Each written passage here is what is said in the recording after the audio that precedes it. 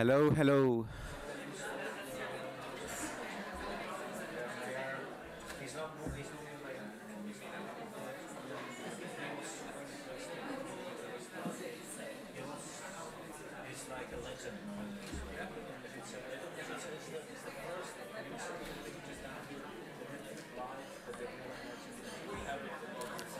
Hello, hello.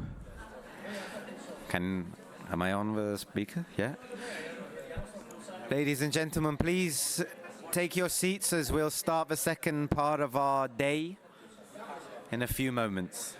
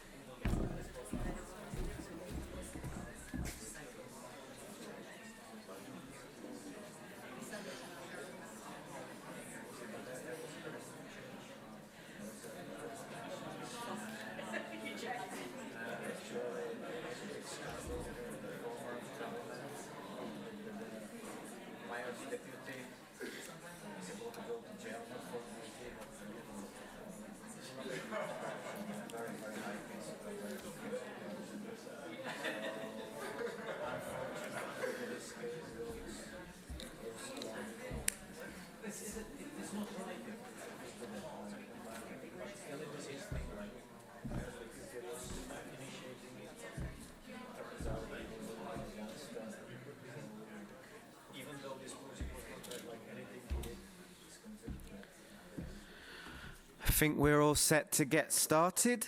Hope you all enjoyed your lunch. Does someone want to check if anyone's still hiding in one of the toilet cubicles, or we're all here? Good. So, the third thematic session of today is about the social role of energy communities. And when we talk about energy communities, we're really talking about a new kind of market actor. A market actor which can demonstrate a departure from conventional approaches of just getting a return on your energy investments, but an actor who's rather motivated about how to reinvest and distribute profits into local communities. And such reinvestments in local communities can take place in various forms, many of which I'm sure we'll hear about during this next session. And with that, I'd like to introduce our third moderator of the day, Josh Roberts. Josh is the coordinator of coordination of policy work in the energy community repository, and he serves as a policy advisor at ResCoop EU. He's been working on renewable energies, energy efficiency, and innovative clean tech for quite some time, and is a qualified lawyer since 2010. Josh has been actively involved in European energy policy debate since 2012. Very excited to hear from you, Josh, and the speakers to come, so best of luck with this panel.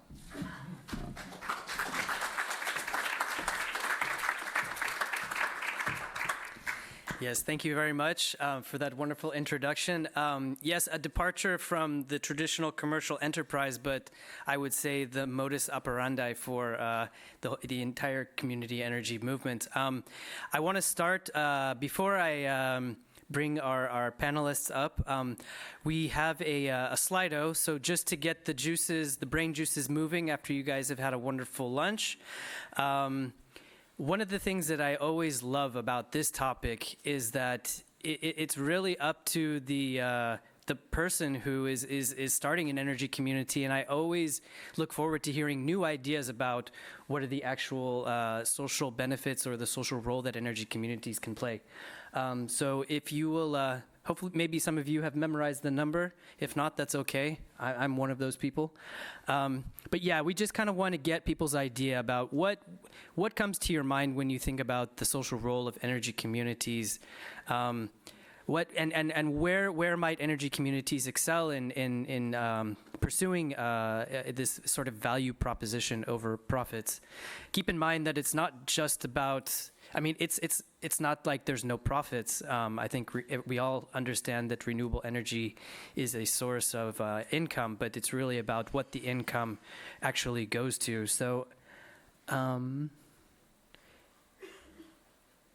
This is not the right Slido. I did imagine a word cloud, which would have been just as fascinating for this, but I've tried to focus it just a little bit more. It is, no.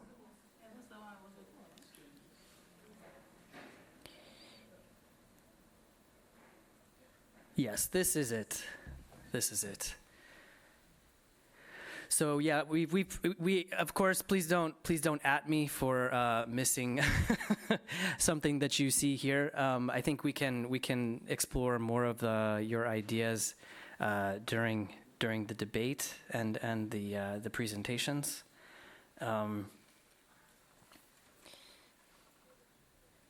So let's see here. I think you guys are all channeling the speakers. So you won't be disappointed.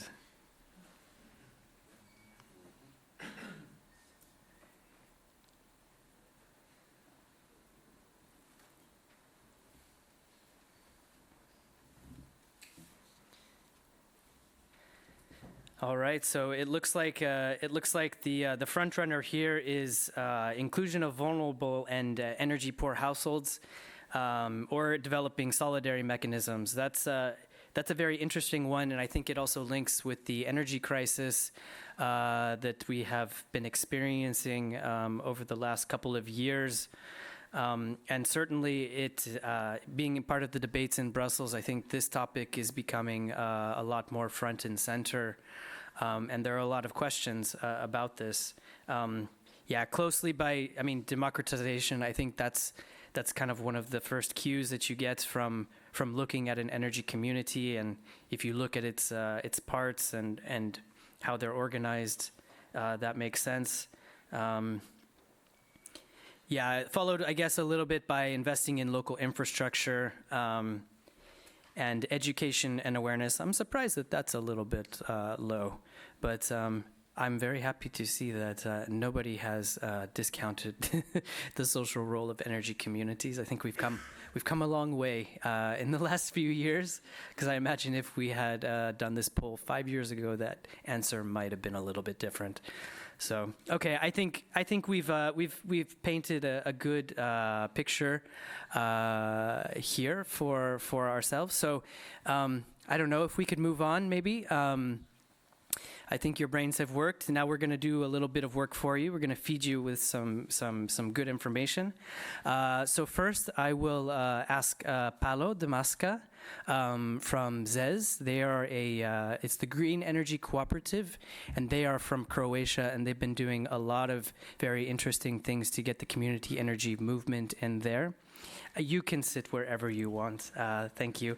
And I'll also ask Nuria Albe Torres from Energy Bonita, Spain. She's gonna tell you about a good initiative that they are doing. And Miguel Macias Sequeira from Portugal. And he will tell us about the story of what the energy community movement is doing there. So I think I will go with the ladies first. That seems to be the best. So maybe Paolo, since you're the closest to me, I will stop talking and give you the floor. Thank you. Thank you so much. Okay, hi everyone. So I'll start by introducing myself and my role. So I'm a project manager in Green Energy Cooperative. This year we celebrated 10 years of existence, so happy birthday to us. And I will be talking about the Community Energy for Energy Solidarity project that is going on currently, and concretely about the Croatian pilot. So the Green Energy Cooperative, as I've said, we have been existing for 10 years. We have 20 members from all the fields. Mostly this is energy, and those are engineers. But I came in as a boost from the social sciences world as a sociologist, and obviously I grabbed the opportunity to talk about energy solidarity and to be included in that project. Besides conducting European projects, we also do a turnkey approach in the implementation of solar powers, which means solar plants, sorry, which means that we are trying to connect citizens and empower them to take energy into their own hands, and we are alleviating their way in doing so by connecting them to the funding measures, but also connecting them to our network of installers of PVs, of project designers and suppliers. So, as for our experience in the energy poverty world, we've been active in two projects that have this theme. The first one being electrification of rural areas in Croatia. So, as somebody already mentioned, we also have the problem of secluded areas in Croatia, of rigid terrains that are not easily accessible. Hence, the electric supply and the electric infrastructure is quite a problem there. It's a challenge. So in this project, I'm sorry, it seems to be a problem here that this is 2016, not 13. But yes, here we were enabling 50 households who didn't have the connection to the grid previously to get PVs installed that are off-grid PVs with the collaboration from local municipalities. And also we've been active in the Good Energy and Social Entrepreneurship project. Here we have had the role of educating energy advisors, which means that we have given out the handbook for energy advisors or energy consultants. What we needed and what we were missing is maybe the financial link. So we partnered up with CEES partners, so Community Energy for Energy Solidarity partners, in enhancing our alleviation of energy poverty measures. And what's interesting about this project is that we are basically replicating case studies or successful mechanisms that each of the partners has already have set it up in their community or cooperation in their organization, basically. Here, our role was to replicate the microdonations, the microdonation mechanism that Energy Solidarité has set up, or the ENERCOP. The idea here was to collect microdonations, but since the ENERCOP is an energy provider and the Green Energy Cooperative is not an energy provider, so their model we didn't replicate it exactly because their model is based on these premises. So they allow their members or their users, which means the buyers of their electricity, to give micro donations of rounding up their bills to give to them. Also the energy surplus they can donate to the corporation, and also they have the basic donation button on their site.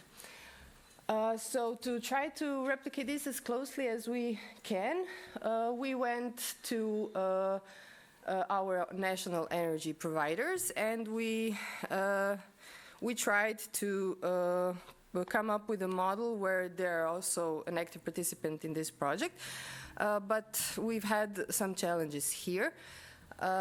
We had meetings with several of the energy providers in Croatia. There are not that many of them, but since this was in the midst of the energy crisis and the energy prices were already going up. So one of our ideas was to offer their users in some kind of a leaflet in the electricity bill to round up their bills. But their reaction was not so good because the energy price already went up, and if they told their buyers to additionally boost their energy price, basically, that this wouldn't end up good maybe for them and for their image. Also their systems are quite rigid and quite big, so this kind of mishmash, and this kind of change-ups wouldn't go as quickly as they should or as easy. So what we have done to change this up was that we went to socially responsible companies and tried to include them in our endeavor to collect micro donations, from one side from corporations and from the other side from the citizens, which is as close as we could get to the ENERCOP model. And so far we're doing great, I must say. The citizens part went great. We collected everything so far, and now we're still in the process of collecting money from the socially responsible corporation. Maybe it's nice to mention here the solidarity fee. So our energy providers, they do have solidarity fees which go into vouchers for energy poor households. And from 2015, they agreed that the energy providers will give out this solidarity fee.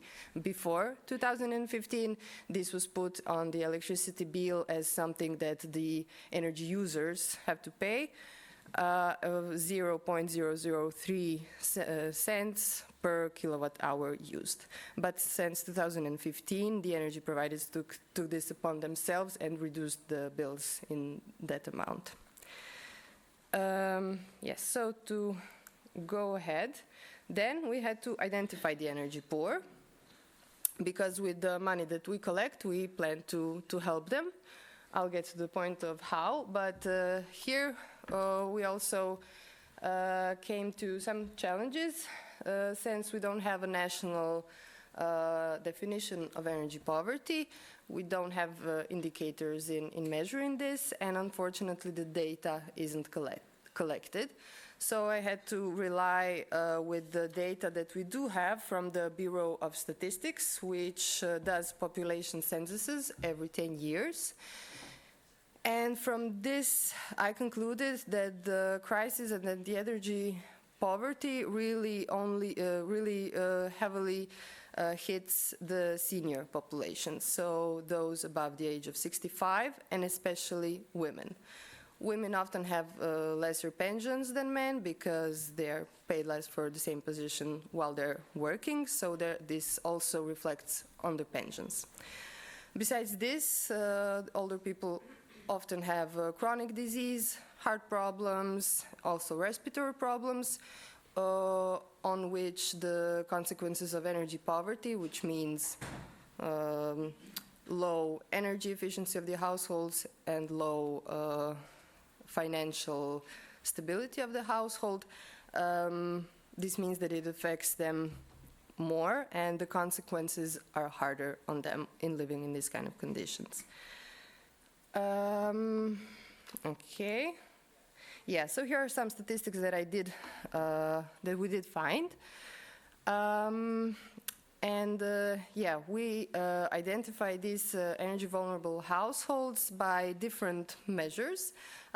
We had to set up criteria, so the households that could apply for this measure of alleviation was those who receive some kind of social financial help, but also those who already received this compensation for vulnerable energy buyers, and also older than 65 years of age.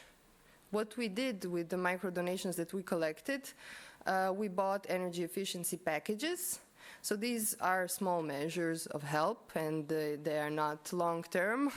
We are well aware of that, but I think that this is a great way to start the conversation about energy poverty, about energy vulnerability, and to raise awareness about that in an everyday way that everyone understands it.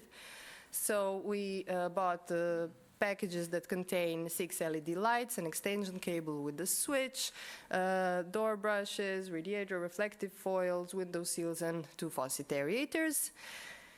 And then started our endeavor in getting to the households. So we tried various measures. Here I think I have to reinforce the trust issue that many of previous speakers already mentioned, especially in the elderly that often live alone in these big, big apartments where they only use like one room because they can't afford to heat or cool more of it. We decided to cast an open call for registrations, which was online, and seeing as we're dealing with elderly, we didn't expect much registrations there, but this was an idea for their relatives to register them. Also, we collected registrations by going to the Red Cross Initiative. We talked to them, and we talked to them about our project, and they agreed to invite their users of the social shop at one place, where we then talked about our kids and offered them to register at the place. Then we went to the Centers for Social Welfare, put up big posters there to invite people that go there to register also. Also, we've had an presenting of our activities and of the kids in the Retirees Union of Croatia. We've had some success with cooperating with local boards. Those are kind of neighborhood boards that often have programs for the elderly, besides their other activities also. So we also went to them. And we went to public institutions such as health centers, public libraries, pharmacies. Also, we've had one activity at the marketplace early in the morning where people go, especially elderly, and do their thing. But what made the biggest impact was actually a TV show visit on a very early morning show called Good Morning Croatia. So from all the previews that I counted, we've had about 70 registrations, and just for this one showing at television and talking about the kit, we've had more than 200 registrations, which is a great success, I think. I dare emphasize that the people that will come to the registries' homes to deliver them the package will be wearing some kind of the around their neck. Yes, thank you, for people to be able to recognize them and to know that they're here for them, and to try to up the trust level. And this actually worked wonders. We managed to get the registration number that we need and over. And then we educated energy advisors. So this is something that we already had in our activities, and we've had the education models ready. We educated them on energy poverty in EU and Croatia, on energy efficiency, and also on this campaign and how to visit the household. This was very, very important because, as someone also mentioned, the way that you talk to energy vulnerable people is very important, and we wouldn't talk about emission reductions and the stuff as was already mentioned, but about the cost that will go lower on the energy bills and how this will affect their everyday life. I also wanted to mention that it's very, very important that we up our game in the data collection sector, and that we try to alleviate this problem with making long-term measures that will be cross-sectorally delivered, which means that I think that the health sector should be involved in this matter, also the social sector, public authorities, obviously. Data collecting should be a priority, as well as the policy sector in handing out the sorry. Okay, yeah, this is everything from me. Thank you so much. Sorry.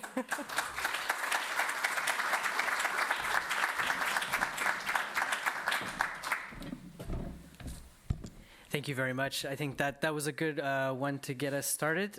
Let's keep it going with Nuria. You can come up here.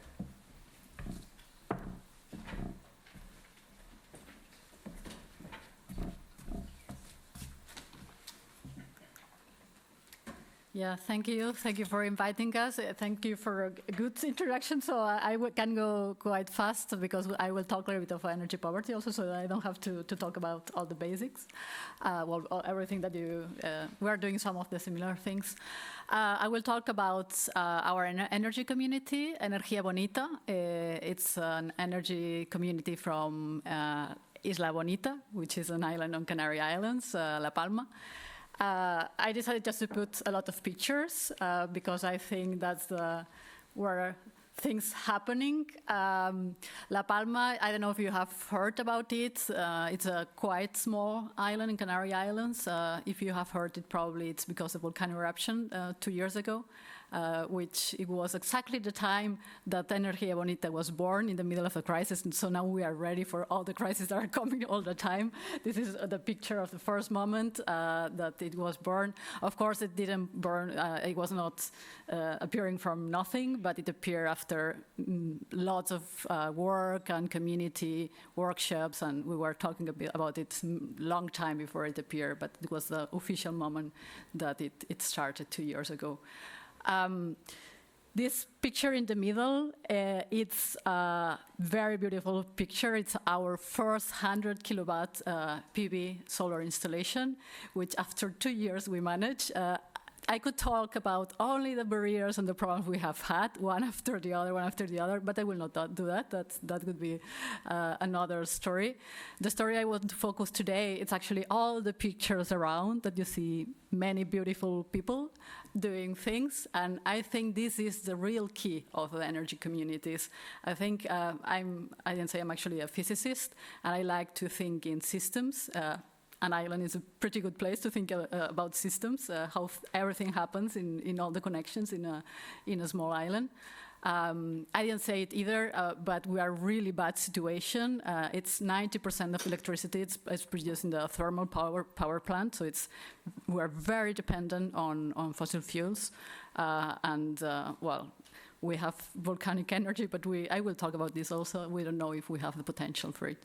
But anyway, I love to think about systems and how we are in the middle of a huge crisis. Sometimes we talk here and it's like we have forgotten that in Europe we have an energy crisis, and now it's just a price crisis and energy poverty. No, we still have a pretty big energy crisis, and winter is coming, and we'll see. We hope it's not a very cold winter, but we have this crisis. And how do we change big crises? It's doing things in another way. And how we do things in another way, we have to learn to rethink from a systems perspective. And we have to learn to do things in another way, in the way we do democracy, in the way we do economy, in the way we have to rethink, right? And that has to be done from the bottom up, and that's what we are doing. And that's what we are doing in all these pictures around.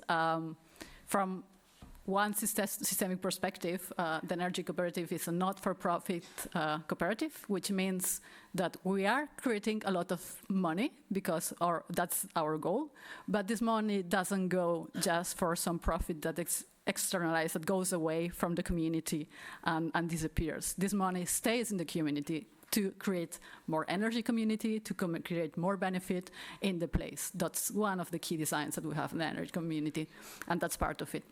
The other one is how we actually integrate democracy in everyday people's life.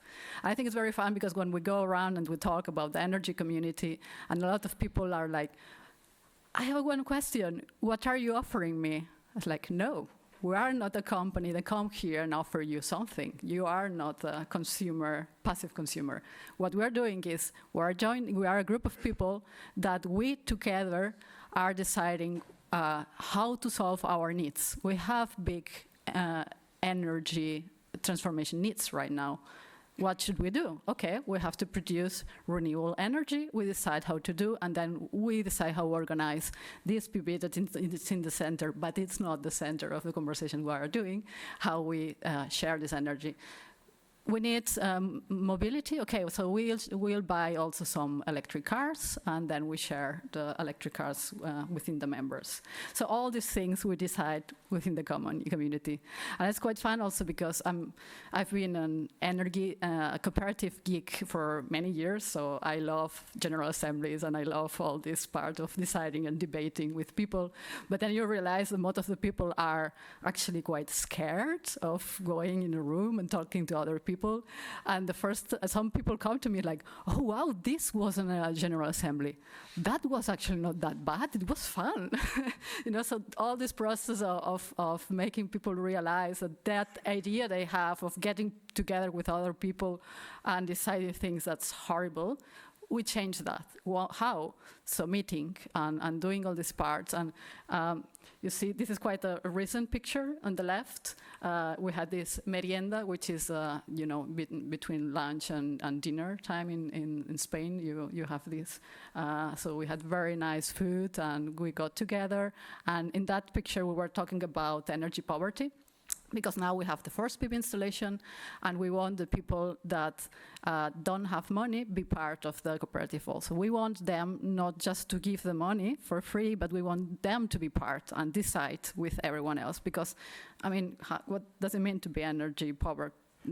Be in poverty, right? It's every one of us can be at some point in time there. So creating this closeness and understanding that how we together solve this, and then there are practical issues. Okay, to enter the community, you have to pay 100 euros. That's a problem. How do we do it so people that don't have 100 euros get to the community? And then we have to debate, okay, will they have to pay the same fee that other people or not? If they pay the same fee or not, should we help them in some other ways, like trying to help them save energy so their energy bills are less, not only because they are consuming from this installation, but for other things? Are we prioritizing them in the list of going into? So all these questions, there are open questions. We came up with some of the answers, but what we decided then in that meeting we had is that were not the final answer. So we created a working group of energy poverty working group, and we will keep on talking about it all the time. And when we get people that cannot pay the 100 euros, we'll see how we solve, and we have some solutions, but maybe they are not working that well, so we will follow up, and we will learn, and we will talk more about it. A lot of pictures are around, and I wanted to also give us a last example of something that it has been happening, because these are very nice because we talk in real life people, but we have also a lot of screen time. It's not that nice to show it here, but we have had also a lot of meetings and trainings about different areas, not only energy poverty. Something happened. I mentioned the volcano eruption in the beginning. This eruption changed things. We suddenly realized that maybe there is energy in that volcano that we have. The problem is that it's very, very expensive to know if you actually have potential, because we know that we have temperature, but maybe there is not the water in the right pressure in the right place, and it's very expensive. It takes like 30 million euros to know if we have potential for geothermal energy, electricity. So now there are local island council. They decided that we'll be part of it, but they opened to private actors also to be part of it. And the energy community decided after many talking that we will be part of it. And not only we decided just because we thought it was good, but we gave a lot of training, and we learn about a lot of geothermal. So we have an energy community that knows a lot about geothermal right now, and an energy poverty also. So this process that we are learning a lot of things. And it was very interesting because we have been also key players. Even we only have 1% of this joint venture that it was created between the public and some local actors. Since we are an energy community, there was this subsidy that gave us quite a lot of points. So suddenly we were kind of a key player to get more points for the subsidy. And one of the things that the energy community decided, we will be in this joint public-private consortium only if there is a public majority. That was our standing point. And there were some moments in the negotiation that it looked like the private would be higher, and that was very interesting also, how a very small actor doing really democratic processes could change how the whole process of future of an island about geothermal, that will be all the baseline of the energy, can change everything. So I think I leave it here. Just I wanted to show some images and some examples of how we are changing the life of real people from the democracy point of view and from poverty, and how processes that go, how we're trying to change society and economy in practice. Thank you.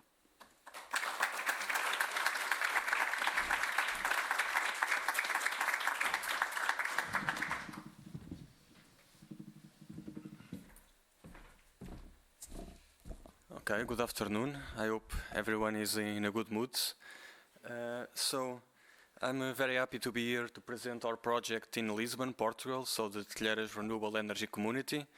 And this is a project that is being led by the local partnership of Telheiras, which is a network of around 20 local associations, and also by the local government of the Lumiar civil parish, which is like, we have the Lisbon municipality and then we have the civil parishes, and this is ours. So to start with the idea, so how did this come about, the energy community? It all started in 2020, so already 3 years ago. We had the local partnership of Telheiras organizes festivals, events in our neighborhoods, and we had this nice collection of ideas. So people, during the festival, they were coming here and writing ideas for the neighborhoods. We had some crazy ideas, like people wanted Wi-Fi all around the neighborhood, people wanted to have bees in the roofs of the neighborhoods. And we also had one idea that was to produce renewable energy and share it among the people of the neighborhoods. This was COVID, so we were all using masks, and it took us a bit to evolve with this idea. But we eventually managed to have this brainstorming session, also during a festival, where people worked a bit more on the ideas, and in particular on that came to be the energy community idea. From this picture here, we created a working group, so that met mostly online, and we decided on 3 lines of action. So to communicate about energy in the neighborhood, because most people are not aware of these topics, to give some free counseling to people and local businesses that wanted to apply to financing schemes and they are very complex, or they wanted to know like energy efficiency measures, renewable energy. So we have this open email and open communication. And we also decided to produce and share electricity. This was end of 2021, but we also understood that energy communities were quite new in Portugal. We did not have a lot of examples to follow through. So we decided to apply to the Energy Poverty Advisory Hub for the technical support.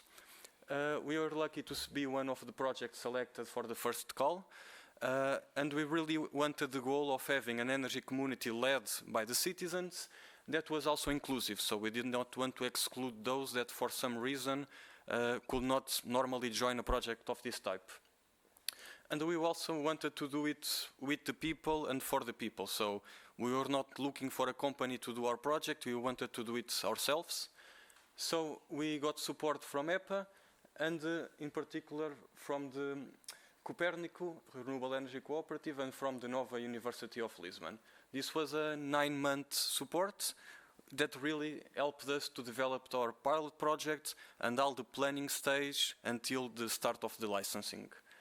So this is our pilot project. It's quite modest, so it's only 16 solar panels. We decided to use this building because it's really central to the neighborhoods, both in geography, but also in the community life, in social dynamics.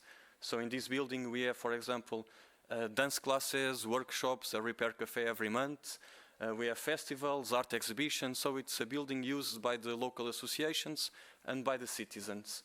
And also it had this nice roof here, facing south, and with a good size for us to test our approach, and also not to start with a very big project, then we did not know if it would work.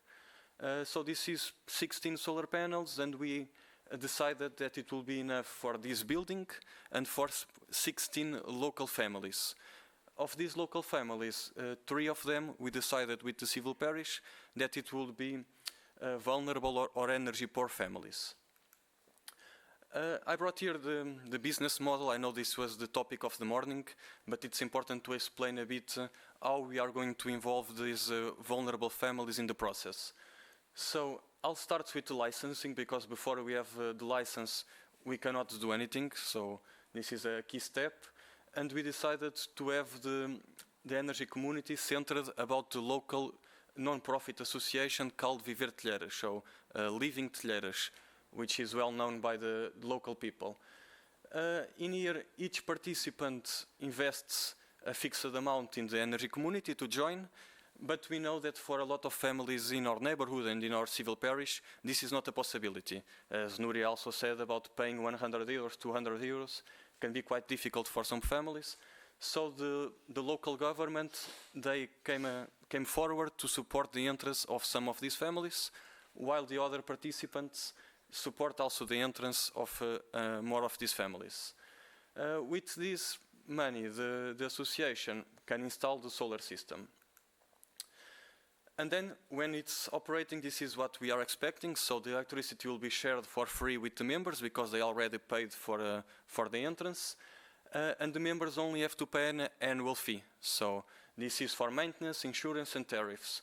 And also in here, for the social participants, for the vulnerable families, we decided that it was really important for this value to be more comportable, to be reduced values, so they know what they are expecting. And the energy community may also have some income from selling the surplus. It's also quite important to say how we are going to reach these vulnerable families. So what we decided together with the local government is that they will themselves identify the local families that already receive social support. So they give food baskets to a lot of these families. They give domiciliary support to the elderly, to the low-income families. So they already know who these people are, and these people already trust the social assistants that work with them on a weekly basis.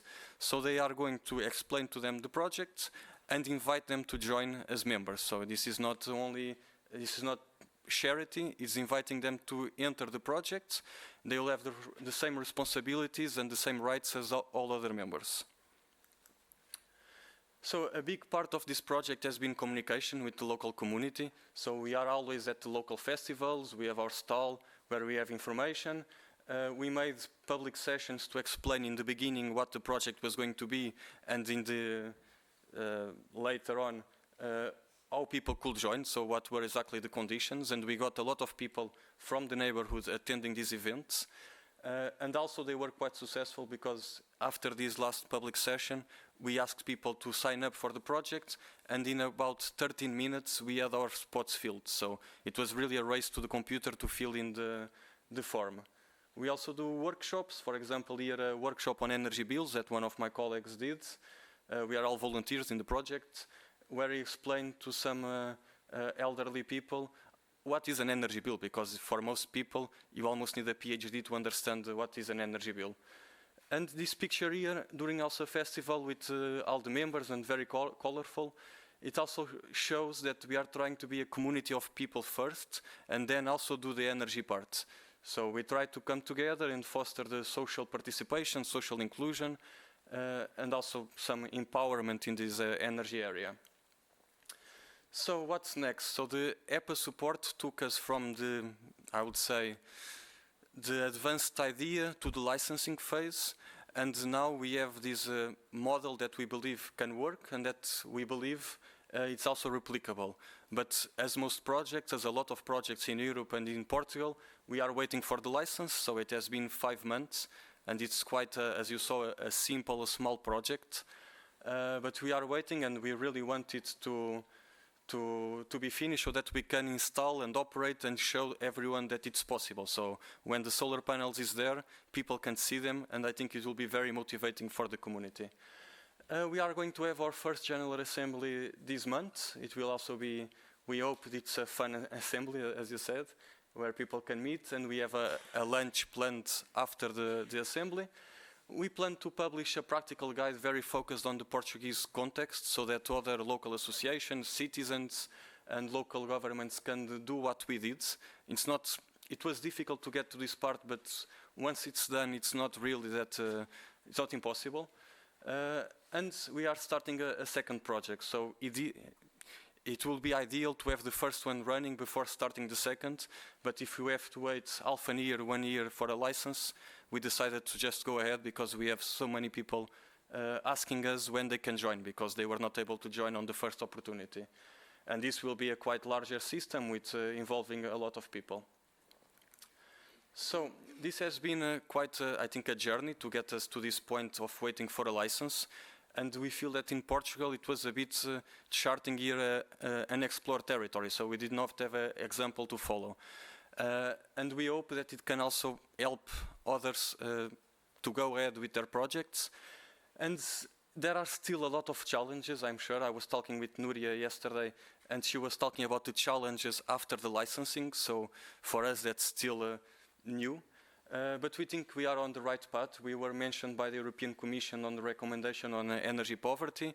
We were now awarded the Urban Doers Grant from the DUT partnership. So we think we are going to be able to install this project and go ahead. And I think what all these projects that we are seeing here today, and as also was said in the morning, are really revolutionary. So if we are able to push forwards in the next coming years, because it's also a window of opportunity, I think people can really get mobilized and we can have a more democratic energy system. Yeah, thanks.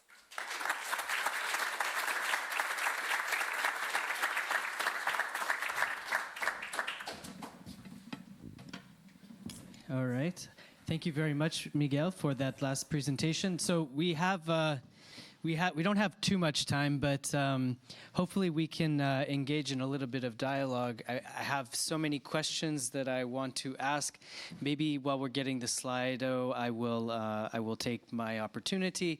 But a lot of this kind of links to the policy and the framework for energy communities. And I mean, we talked a lot about the challenges. I'm wondering what sort of support did you guys experience?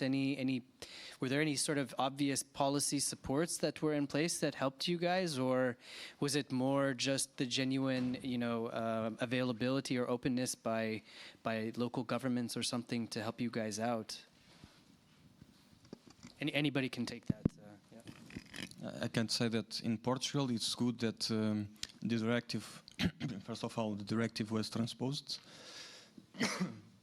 So the law, sorry, I pass to the next one. Yeah, I think theoretically policy is helping us. In practice, there are so many, I mean, we're doing innovation, right, in many things. So in the practice, what you find is that even you have some laws that say that you can do that, no one knows how to do it, and then you go to the worker in the administration, the local administration or regional, and they have not fixed it, and the DSO doesn't apply the rules, and even creating a new cooperative took for us half a year to be able to create a cooperative, which is something it should be easy, but no one has heard the concept cooperative energy in the same sentence, and that mixed up everything. So the reality is that even in theory, we have quite many things that should help us. In practice, since we are the first ones, it has been really, really difficult.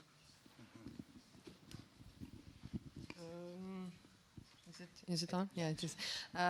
Yeah, so in Croatia, we transpose the directive in the definition of what an energy community is, but we're still missing the sub-laws that would define it more concretely on how to do it. So for now, we don't have any energy communities registered as a body for now, but we're hoping to change that next year, probably as soon as possible. So yeah, for now, we're managing as a cooperative. Actually, I kind of want to jump on that. That relates to one of the questions. I'll take the bottom one first. How relevant is cooperative culture to promote solidarity measures within an EC? Maybe not also, I'm gonna amend that a little bit. Not just solidarity, but also the inclusiveness. I think that often the first question that people have when it comes to a cooperative promoting this type of issue is the main barrier. We kind of heard that, but Nuria, I'm not sure if I actually received an answer specifically, because you have discussed lots of ways. Did you, where did you guys kind of land on that question? And maybe also to Miguel, because you said that the local authority is also sort of fronting the participation in this. What is the makeup of that? How much are they supporting it? Does it pertain also to the annual fee that you have to pay? Is there also contributions from the other members? Can you guys provide a little more information about what that looks like? Yeah, I can start. So I think in our case, it was very important to have this local partnership already set up. So there's already a feeling of cooperation between the local associations and the citizens, and that's helpful not only for the energy community, but for a lot of other projects. And a lot of these associations are already doing social support, so they have this mindset already. Regarding more operational, yes, the local government had the initiative of financing 2 of the vulnerable families in the pilot project. So they also thought a bit that they are paying the same for the solar system that they would pay if they went alone. So, and by doing it in a community, they are involving a lot of local families, and they are also helping 2 vulnerable families. So for them, I think it was quite an easy decision to allocate this funding for supporting the families. And the other participants, this is something like a solar PV system, as we know, lasts 20-25 years at least. And the contribution that one member gives to allow the participant of one vulnerable family, it sets back the payback time by 1 or 2 months. So it's not something that will stop anyone from joining the program, the energy community. So it was those main components. And regarding the annual fees, we have a problem in Portugal that we have the grid access tariffs that vary a lot each year. So last year they were negative, so the grid was paying you to use electricity. And in 2021 they were quite heavy on the energy bills, and now they are going to be quite heavy again. So we decided that for the vulnerable and energy poor families, we did not want to pass on this variability to them. We wanted to give them a certain value that they are going to pay each year, for sure, so that they are not dependent on the grid tariffs. So the other members will cover the difference if there is any. Yeah, in ours, I think I talk a little bit of this direction of the cooperation. For me, it's key in everything that we have to do to solve the big challenges we have. We have multi-crisis and collaboration, cooperation, it's key. If we talk about the legal form cooperative, I think it's also key. And then we have a challenge there, because there are these historical cooperatives that have not been working as a real cooperative, so they have not been following the cooperative principles. So now it's like we are remaking cooperative, because we are going back to real cooperatives. And that's a challenge, but when people understand what we are saying, that it's not the same, that these old cooperatives, that they are not really democratic, but we are actually doing democracy, they get surprised and they learn in the process. So I think it's really key to have the cooperatives in doing this, pushing this transition. Yeah. All right. Thank you. I mean, one of the things that stood out was how you guys are also collaborating with with people who are already trusted in this area, whether it's existing social service providers, public authorities who already have access to identifying, people. But also one of the things I have is this question of engagement, because I think one of the catchy terms or questions we hear is about the unreachables, or, people hard to reach households. Do you guys have anything to say about how you have kind of addressed that issue, or at least how you're trying to tackle it?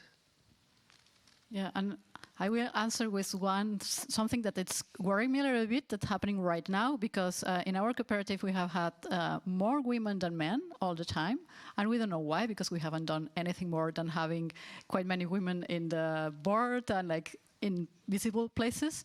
But now when we have opened for the first installation, the PV installation, suddenly we are getting many men in the cooperative, and we have identified the problem, and we okay, what are we doing different? How should we change communication? And we are starting to have some ideas, like naming the solar panels, to make it more touchable, talking more not about electricity and kilowatt hour, but energy rights. And so I think we have all the time to have data. What are the people that are getting in, and trying to find solutions, and the same with the people that are maybe not close to us, or people in energy poverty. We are working with local municipalities, but at the same time we are afraid that we cannot bring in people in too difficult situations, because we are doing social innovation, and we are doing so many innovations that maybe their electric bills get stuck, and then we are creating a problem. So we have all the time, that's what it's important to get data, see, and all the time think and talk about situations.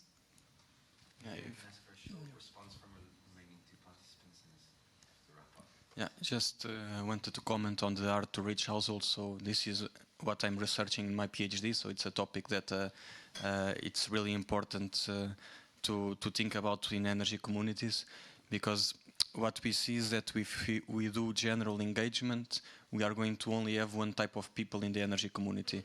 And if we look at our founding members, we see that most of them are highly educated, they have okay or nice salaries, and we see that we also have an age. We do not have many people that are older and many people that are younger, so we have in the middle. And to reach the hard to reach, what we find is that we really need to go through the local associations that already engage with these people. So, and if we look at the local associations and we map their target audiences and who they engage, we see that in a lot of places they actually are reaching almost everybody. And that has been our approach. But that still leaves out some people, we know. We know that people, as Nuria was saying, that are in very difficult situations, they are not going to be able to join an energy community, for example, if they have illegal electricity access. So that's a concern, that some people need a first priority social support before we can think about talking about energy with them. And maybe Paulo, just to finish it off with you, because I think you also talked about the link with the energy advisors, the actual experts. You want to have a last word about what best way to promote that collaboration? Yeah, sure. I talked about engagement enough in my in my presentation, maybe too much, sorry about that. But yes, as far as the energy advisors go, and generally I think the engagement part of trying to reach people is for you to go to them and not to expect for them to come to you, even though you do invite them and you try to motivate them to become an active part of this story. I think that you have to listen to them, hear what they need, and then try to meet their needs and approach them and in their own turf, wherever that may be. Thank you guys very much for your attention. Thank you to our speakers. Brian, back to you. Sorry to cut short the very interesting discussions. I'm sure we can continue these once we head to the pub after the closing of the event and also beyond. But we really have to turn to the final session of today on the future of energy communities. I think one of the clearest messages I take away from many of these discussions is that the work has just started. The legislation, the enabling frameworks for support schemes are starting to fall into place and coming close, well, still far closer, but still far to where they need to be. Much more needs to be done in terms of policy, legislation, finance, projects, and hence our final discussion is about how we navigate through the next short, medium, and long-term steps. And for that, we have our moderator, Achille, who we've already introduced earlier on today, to give us some food for thought on the vision and the practical next steps and the means of getting to where we need to go. So with that, Achille, please take the floor, and we look forward to this discussion. Well, thank you, Poyan. I'll wait for the full setup to complete. It's good to see three people, 6 hands for this. That's an energy, community of water. I guess. So a real pleasure to have this final session, and it's only appropriate that we discuss the future as we took stock of what is already happening and highlighted some of the challenges, but also the drivers and very inspirational examples also as regard the inclusiveness. Just wanted to note, like what was apparent to me is this voluntary redistribution of wealth that seems to take place in order to really support the energy poor and vulnerable within the energy communities.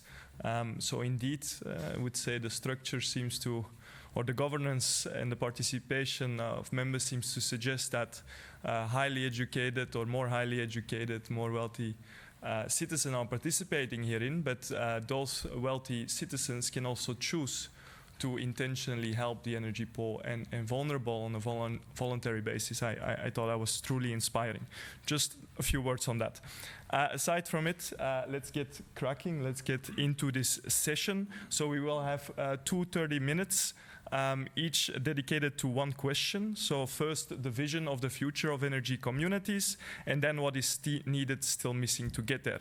And to answer these questions, I would like to invite the distinguished guests that are projected here. Thank you, Poyan, for letting me pronounce these names. It's a pleasure. Martin, please, already apologies. Patrick Fuchs, can I ask you to come to the floor from the Austrian Energy Communities Coordination Office. Silou Bertin, Energie Samen from the Netherlands. Florian Hanke, PD Bera. I'm not going to start even. You are a doctorate, no?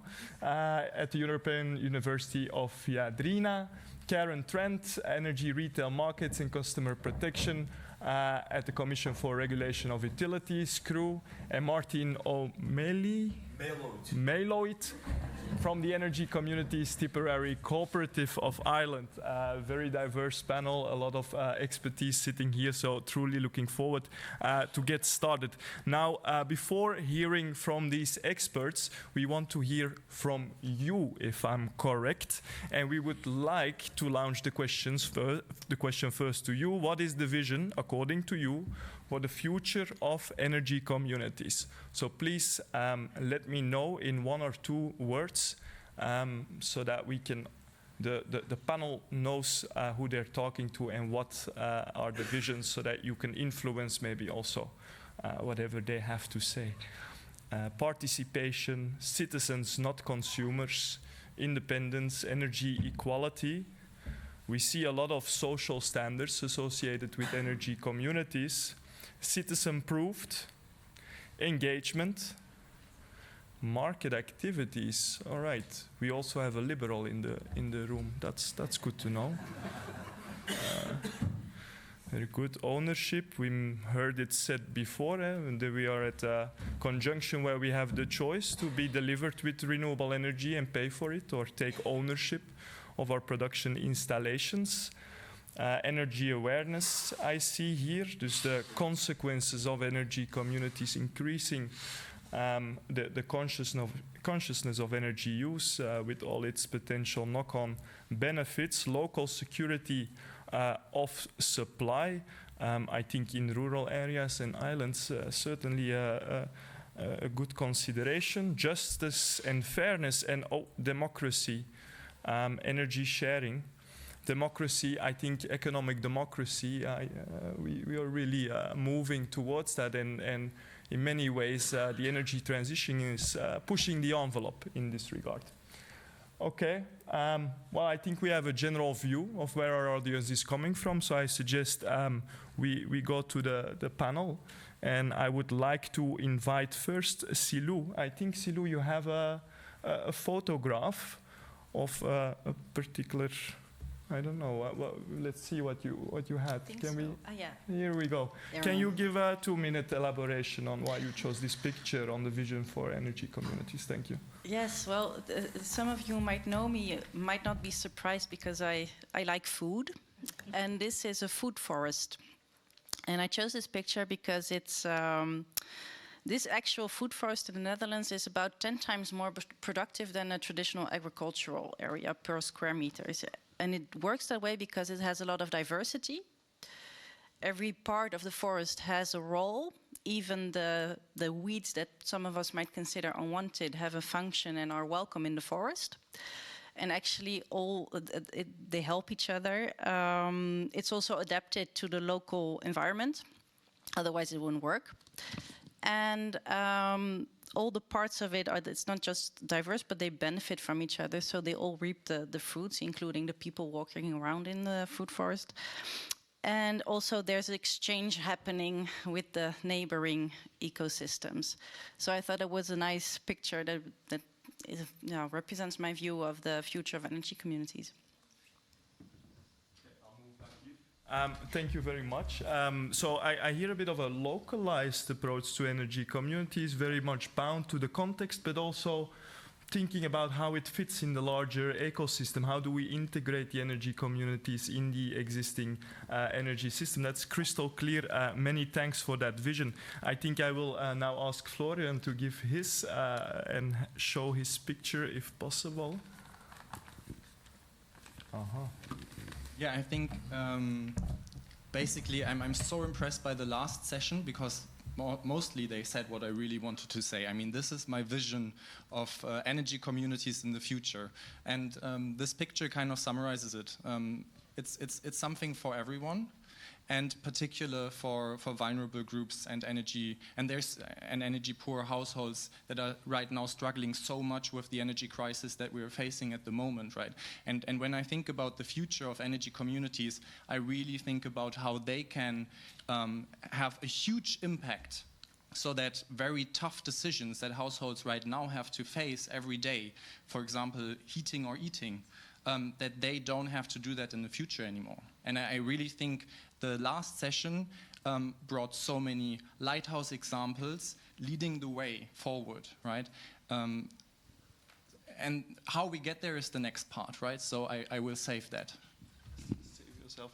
Yes, indeed. I also feel the tension to ask the question on, okay, how do we get there? How do we deliver? But indeed, the previous session gave us already a little bit of an indication. So you're saying inclusive energy communities even more than today, and making sure that energy is something that's a no-brainer, everyone has access to, and we don't have to really worry anymore as a commodity to have sufficient funding in order to pay our bills, in order to have access to that.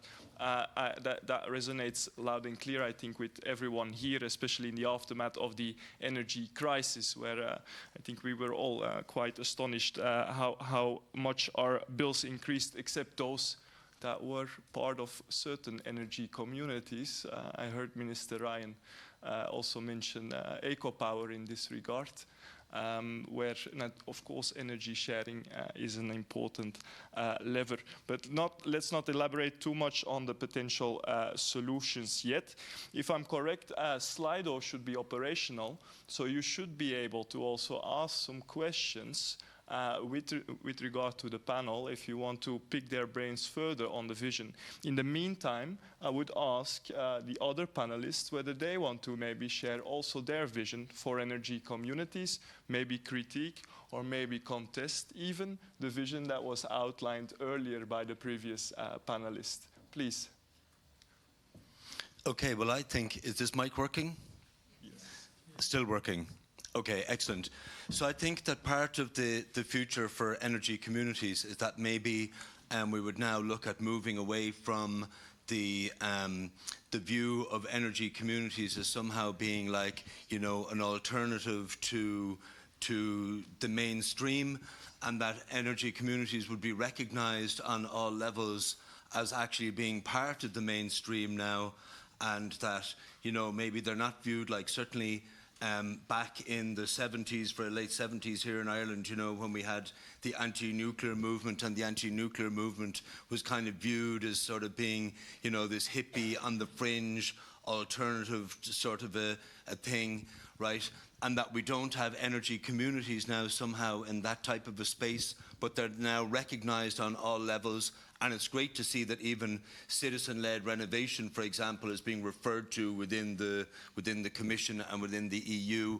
And I think part of the future for energy communities is that they are recognised now formally as being part of the solution to the crisis that we find ourselves in now on the planet. That was one of the things I would say about that. Many thanks, Martin. Yeah, I think the diversity of technology, infrastructure, activities that energy communities are engaged with shows really that when citizens and communities are generally putting their brains and resources together, maybe arguably anything is possible. And now with the recognition by the EU legislation of these concepts, and with this I paraphrase maybe an intervention that we heard during the Citizens Energy Forum. Once you conceptualize, you can also start pushing the concept. You can start attaching certain incentives and enabling conditions to that concept as well to nurture its emergence on the energy markets. Maybe some other reactions, some other views by our other panelist members. Yeah, I suppose as a regulator, you're listening out for the things that you can do something about, or at least that you can be involved in. So listening to the speakers, I think grid capacity came through quite a bit, and we're probably no different to any other of the countries in Europe. Grid capacity is tight here. And what can we do, I suppose, about renewable projects, trying to get to market, trying to get up and running. And we've looked at that, and I think, yes, it's probably that they're not somewhere outside of the mainstream, but I do think they are different, and they do need a leg up, and they do need support, and we do need to create processes, and I suppose rules, boring as it is that the regulators do, to allow them to get off the starting blocks. And we're looking at our connection policy. So in Ireland we have the Enduring Connection Policy, and we carved out a sort of a fast-track process for renewable energy communities. They don't have to stump up the fees at the very beginning. Now, I know connection costs are expensive, and one of the ways around that is to look at, we've issued a paper on, it's a decision paper, but it's a pilot on renewable energy hubs. So that will be 5 hubs on the network that renewable energy communities can sign up to. And they won't have the expense of, I suppose, the infrastructure that's needed on the network, maybe to support those community schemes. So, you know, there are things that are happening. They're happening probably at a smaller scale, but I think, look, we learn from them, and it's good to hear from the speakers today, just to understand what those barriers are. We don't get enough interaction, I suppose, with people on the ground, sometimes as regulators, but we do try our best. Thank you very much. You already gave some hints on what is needed as well. Access to land and grid, I think it's one of the core issues, of course. In terms of differentiated treatment, I think one of the challenges as well is where we come from a vertically integrated market, and all our regulation is accordingly. Already small and medium-sized enterprises, new businesses struggle to enter these markets, and energy communities are kind of pushing the envelope also for them and showing where these barriers lie, but they're even more amplified for them as citizens are usually driving these initiatives as well. So it's quite interesting as policymakers and regulators to start thinking on where to differentiate what is the proportionality and the justification for these deviations. And a lot of that for the energy communities may be rooted in the impacts that they have and the social impact that we just saw as well. I see we have some questions. The most popular one is for me. You're taking away material from my closing speech. So I will move to the second one, let's say. Do you think energy communities should focus mainly on electricity generation or also other activities? And I actually think this is a good question for you. Yeah, I can try to say something about that, yeah. In Austria, maybe I say a bit about Austria and the situation I know the most about. We have, I think, about 800 existing energy communities now in Austria, and maybe 98% of them are in electricity. But there are many who are trying to start something else and wanting to be active in heating, for example. Also in renewable gas is, yeah, okay. There are a few talking about renewable gas and other renewable energy forms that can be used in the community. So I think, to come back to the question, not only electricity, but the regulation for, at least in Austria, was very specific for the electricity part, and other forms will be following, I guess. Now, thank you very much for that. I see the other questions are more related to, let's say, means of facilitating the energy communities and making them fit for the vision we foresee for them. So if that's okay, I would suggest that we just move on, because we're all waiting to say and answer something to the second question: what is needed, what is still missing to get to that vision? And for that, Karen, you already gave a bit of a hint. Do you want to elaborate more? Do you want to complement, or should we go to Martin immediately? What do you think? I'm thinking, can I add more to that? Yeah, I suppose it's that concept of decentralization. Oh, sorry, decentralization of the network. I talk about the network all the time, but I mean that's the obvious. So I think the DSO will fundamentally change, and the policies around that will need to change to facilitate not only renewable energy communities, but also individuals who will want to engage and actively participate with the network and the energy market, whatever that looks like in the future. So I think, look, we've a lot of work to do. We're at the very beginning of this, and I think everybody's trying to grapple with it. Lawyers, the legal, the departments, regulators, and also those that are energy sharing. What does that mean? So we've a body of work to do, and I think it's a number of stakeholders that'll be responsible for that. So, yeah. Can we maybe, I think Karen also has a picture, no? Oh, Karen's picture. Oh, dear. No, that's not my one. No, that's mine. Oh, all right, the Emperor Penguin. The Emperor, this was related to the vision. So when somebody had said to me about energy communities, this is what I thought of, really. So these are the Emperor penguins. They are in Antarctica. They are a community that come together when they face really harsh winter. They face things like, I think it's minus 40 degrees and over 100-kilometre-per-hour winds. They form a thing called a huddle. So they come together in a big mass and they huddle together to generate heat. so that they can protect their young and they can protect the eggs. And I thought it was a good example of the power of community, the power of, I suppose, the cooperation that's involved. And what they do is, what's fascinating is when they're all together, they do this thing called a wave. So they kind of move very slowly, but it means that the ones on the outside can move into the centre to stay warm. So nobody is left behind. So even though all of those individual penguins are rocking up to get warm, there's not one of them is going to stay in the centre. So there's a level of communication around that.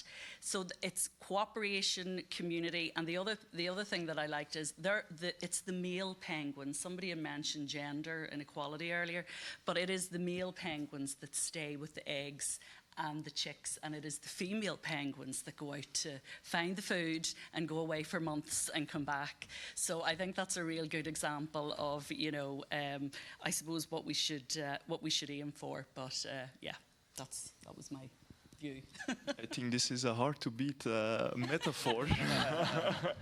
Very comprehensive, very impressive. Let's hope, they're also threatened with extinction, I believe, as well. So there's some extra nurturing that needs to happen here to make sure this is all preserved. Somewhere to live. Exactly. Martin, do you want to give it a go based on your picture? Oh yes, this is a very important picture. So when Alessandro from Parallel Zero in Milan was over doing a photo shoot around the area of operation of Energy Communities Tipperary Cooperative, which is now renaming and rebranding, by the way, as EcoVision, which is Energy Communities of Vision. So when we went to this house here, this is a very interesting house, and you see here Granny and her grandson now out the back of the house looking at the newly fitted heat pump. And basically this house, interestingly enough, which is in Drumban, is in the original Drumban Upper Church Energy Team area, and they were actually they were really behind the beginning of Energy Communities Tipperary Cooperative, who started out, by the way, and this is feeding into a point I'm going to make about the future of energy communities, with a €5,000 grant from SICAP, which is the social inclusion activation program, basically, right? And so ECTC enables the member energy communities, most of which actually are sustainable energy communities under SEAI. And basically, so this home here, under a BE scheme, BEC, that was a Better Energy Communities scheme. That's one of the programs that's run by SEAI. We all heard Ruth this morning telling us about SEAI and the fabulous work that they do, and Susan is here also. And we're very lucky, I want to point out, here in Ireland, from the point of view of energy communities, that we do have that community that exists between the energy communities and the fabulous people like Susan and Ruth who work in SEAI, and that we all recognise that we're all on the same team. That's not to say that we wouldn't be fighting with each other from time to time, but we know at the end of the day we're all on the same team, and we could go for a pint then after, of course, see. So anyway, so this home here was using 4 different fuel types, or 4 different energy types. Gas was being used for cooking. Solid fuel was being used in some of the rooms for heating. There was an oil-fired central heating system, and also then some, like, electricity was being used then to heat the water, and also for some supplemental heating. So that home anyway went through a deep renovation under one of the Better Energy Communities programs, and then with ECTC basically operating as the citizen-led renovation one-stop shop. In terms of the future for energy communities, certainly I would feel, Ruth mentioned this morning, that like if you have like something like an energy community or an energy team or an energy organization that's citizen-led, and where they're really having to pour so much of their energy into focusing on like, where are we going to get the funding from to be able to survive next year and the year after, instead of actually being focused on the real work. I came to work for Energy Communities Tipperary Cooperative actually it's Ruth Buggy from SEAI's fault, because it was something that she said at an EU Clean Energy Islands event up in the Aran Islands, and I was there in the national stakeholder group for the Irish Islands, and I'm indeed still on the energy working group of the European Small Islands Network. But anyway, so I came there because I wanted to use my experience and skills. Let's face it, I'm one of the elder lemons here in the room now. I used to always be the youngest at everything, and now I'm looking around, it's like, am I the oldest here? But anyway, so I came there because I wanted to focus on like climate action and how can we get more of the available money actually spent on retrofitting homes, and how can we do all of the other fabulous things that we can do with community solar PV projects and all of that. And already, so when we're talking about the future of energy communities, already I'm seeing now that I'm using a lot of my energy thinking about like focusing on how are we going to fundraise, how are we going to survive for the next 2 years, the next 3 years. And I feel that if we're really serious about the future of energy communities, that has to be tackled at every level, locally, regionally, nationally, and at a European level. Akil, you'll bring this message now back to Brussels with you if you don't mind.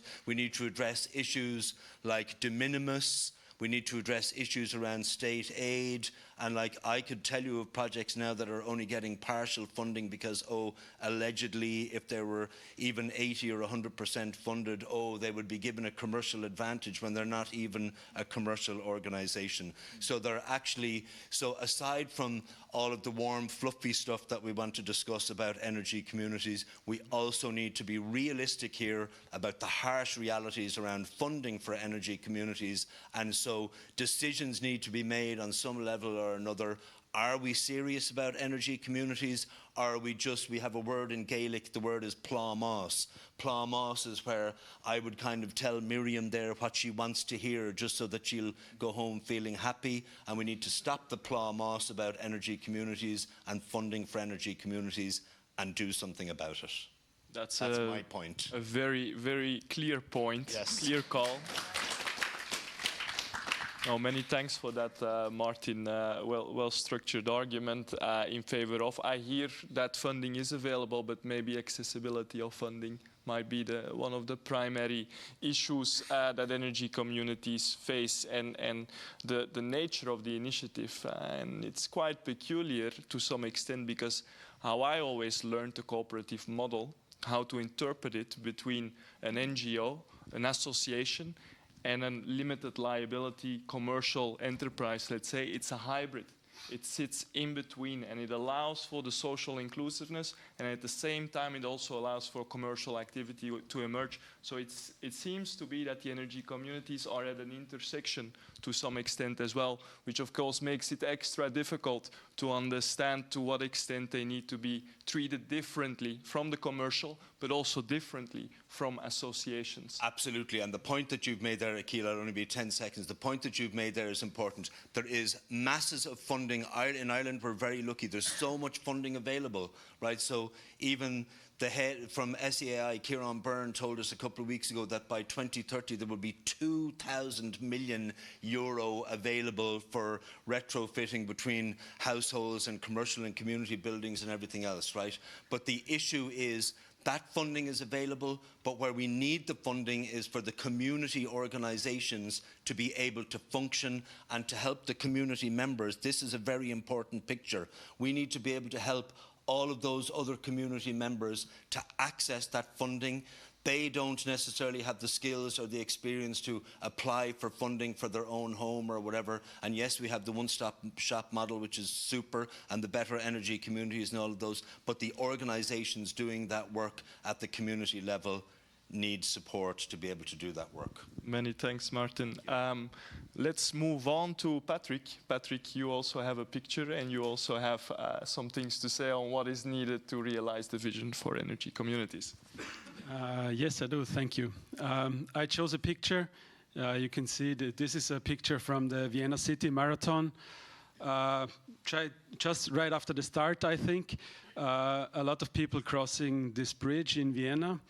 I chose it for two reasons. The first, and I think it's quite obvious, we heard it before during the day, we all have the feeling we are just in the beginning and we still have a long run to do or way to go for energy communities and also for the energy transition as a whole. Second reason I chose it is more the process or the how to say, when I look back on two and a half years work in Austria now for energy communities, we as a coordinating office and also many projects who started, often I think felt like running a marathon instead of doing a sprint. Yeah. And that's why I chose this picture, and that leads us right to what else is needed to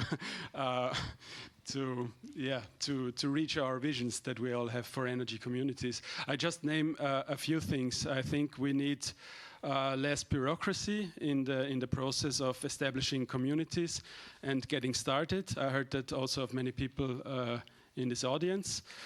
Another thing is, I think, clear and relatively easy, understandable regulation for the people who want to involve or who want to start projects. I think I read it in your email, Karen, when we had a conversation before we prepared.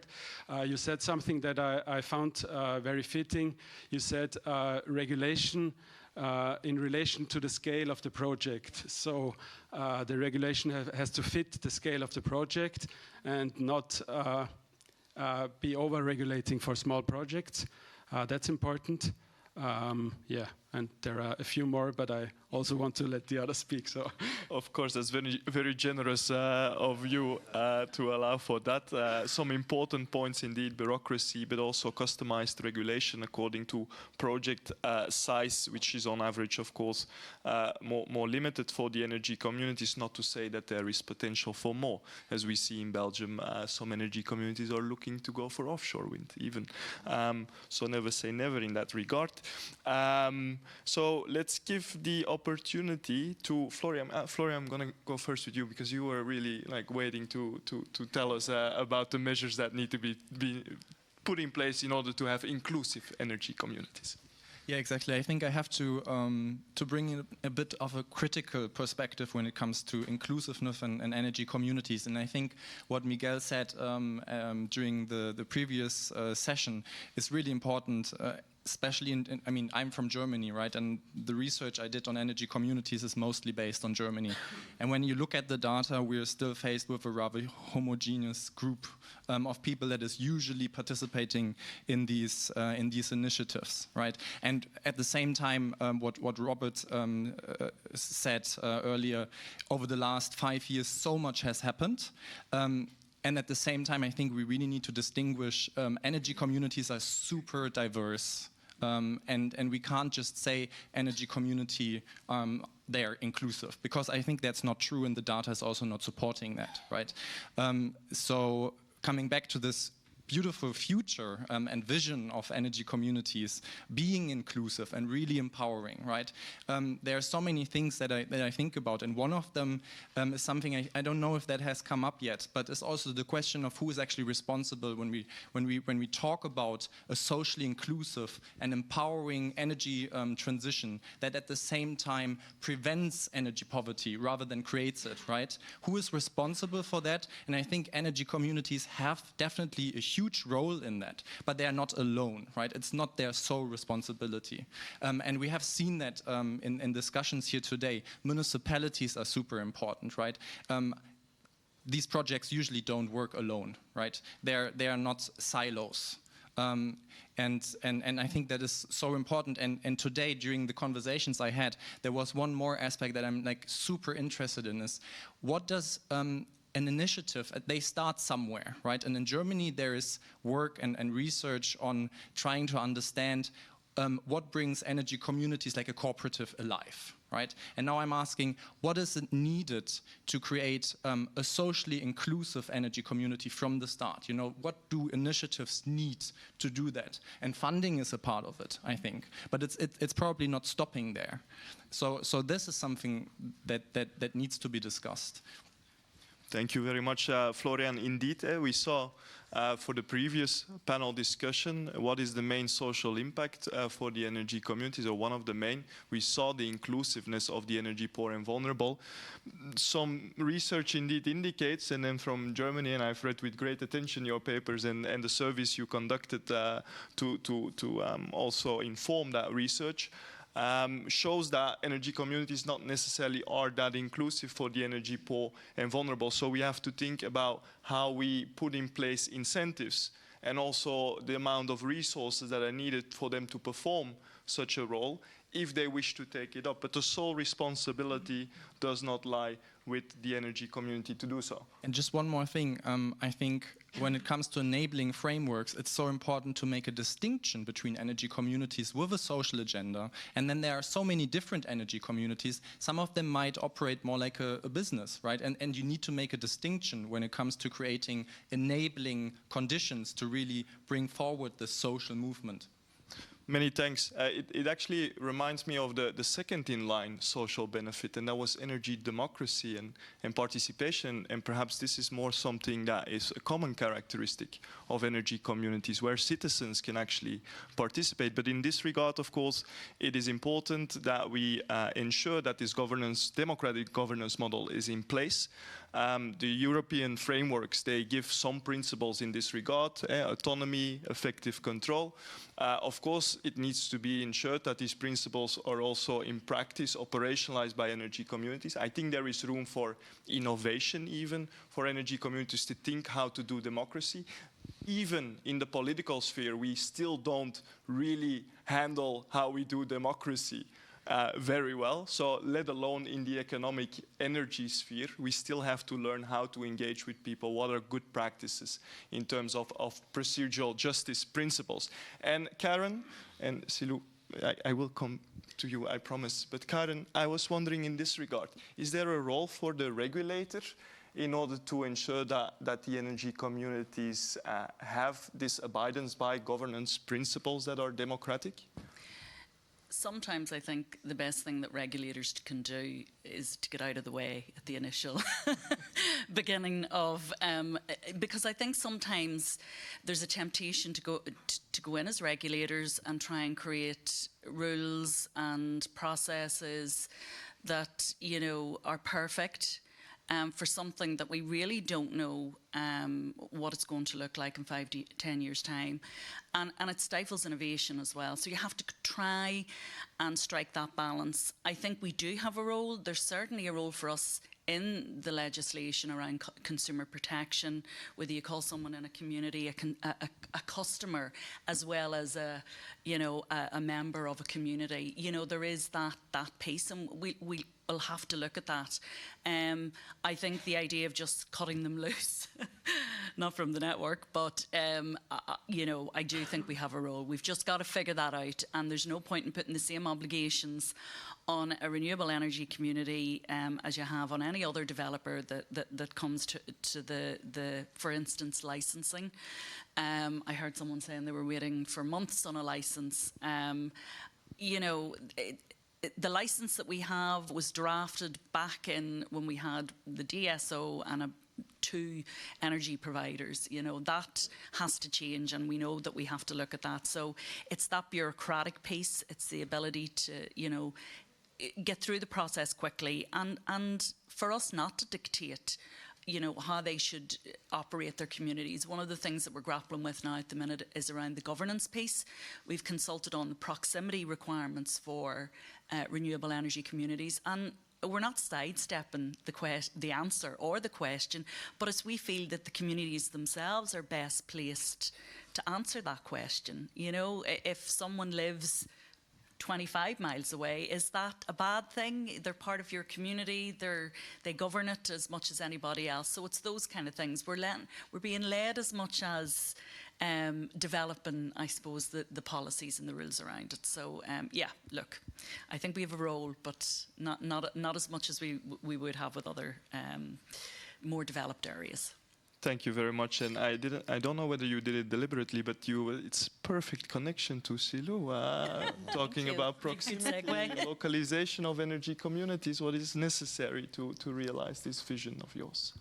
Yeah, because a lot of what has already been said, access to funds, there is a lot of money available, but it's not getting to the energy communities. And actually, the first thing I wrote down answering this question is confidence and understanding about energy communities and supporting policy. So policymakers, governments, local, regional, national, working with energy communities to make the right policy, but also to design the financial instruments supporting them, and to actually see them as a partner, as they usually also see commercial parties or businesses as a partner to work on these issues. There's a third party there, there's energy communities, work together to make the right policies, to make the right financial instruments and funds, and also then enable us to work on capacity building to actually get the job done. And for us, that's giving access to anyone who wants to be an energy community and wants to be active to the right tooling, to the right knowledge, to anything expertise they need, but also having the money to make a workforce, to actually create a workforce that knows what they're doing and support the citizens working on that.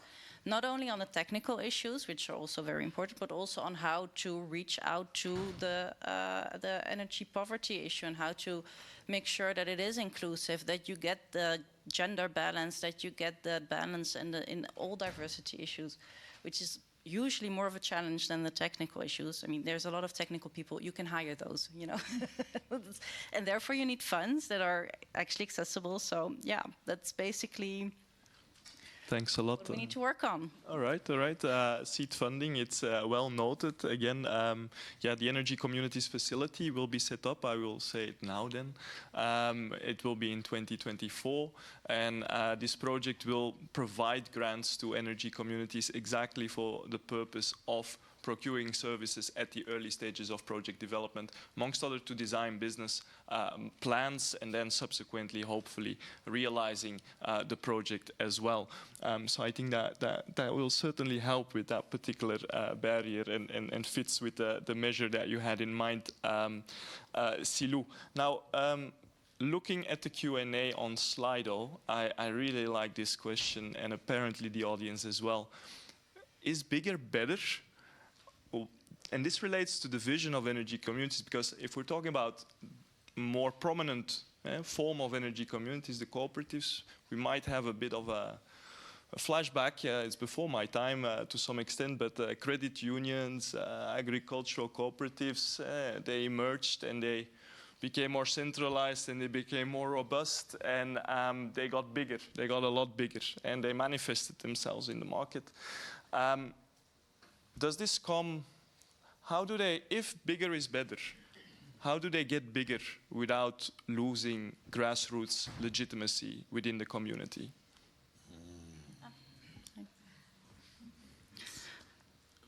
What you see happening in the Netherlands is that one doesn't exclude the other. So there's a lot of smaller energy communities. So first of all, every community is different, right? So they decide the size that's comfortable for them. But you also see that the smaller ones, if they want to get something done on a larger scale, for example, a larger scale project, or they need some kind of advocacy at a higher level, they group, make a federation or a new cooperative, and then it becomes a bit bigger, but it doesn't stop the smaller ones from existing. They're still there. And there's a couple of people who want to stick it to the smaller issues and be active in their neighborhood and work on those issues. And then there's a couple of people in the same cooperative who are actually,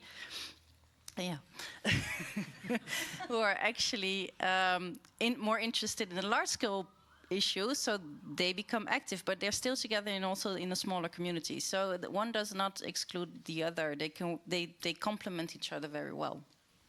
Okay, thank you very much. It reminds me a bit of Osana and as an umbrella energy community, a bigger brother taking care of the little ones and guiding them and potentially even taking some of the services and capacity building support that otherwise would need to come from public institutions or consultancy firms in exchange for a fee that takes into account a certain profit margin. So yeah, there is some room there. Any other of the participants want to? Yes. Yeah, so an important component there, of course, is like the vision. Like, so let's say, you know, when you have an energy community, and in terms of your point about, oh, some of those are merging and then ending up as kind of like, you know, oh, the super community. Well, I think that's where the importance of like, you know, their original vision and their goals and then the governance. So if you have like within an energy community, you have one part of it that's actually like the board who are looking after all of that, you know, the vision and the governance and all of that part. And then that separately you have another part which is maybe like with the employed team who are actually making sure that, you know, that the various works that are going on within the community are going on. And then I can't leave here without just saying that one of the important things then in terms of the energy community activities is the creation of employment locally, training up people, upskilling, trying to keep local young people in the community. We see what's happening more and more, particularly in rural Ireland now and on the islands as well. We see that people are moving to the towns, they're moving to the cities, and in part because they don't have full employment. And certainly Energy Communities Tipperary, where I have come to work now, I started there early this year. One of the things that attracted me to them, I have to say, is like that their focus on upskilling locally and that they have the employment is being kept locally. Of course, even from an energy point of view, using local contractors and feeding into all of that. But in terms of like not ending up as the super communities that maybe then just end up like, you know, the big company, I think that's a job like for the original mission and the goal and all of that of the organization and good governance. Many thanks for that, Martin. Any other speakers want to react?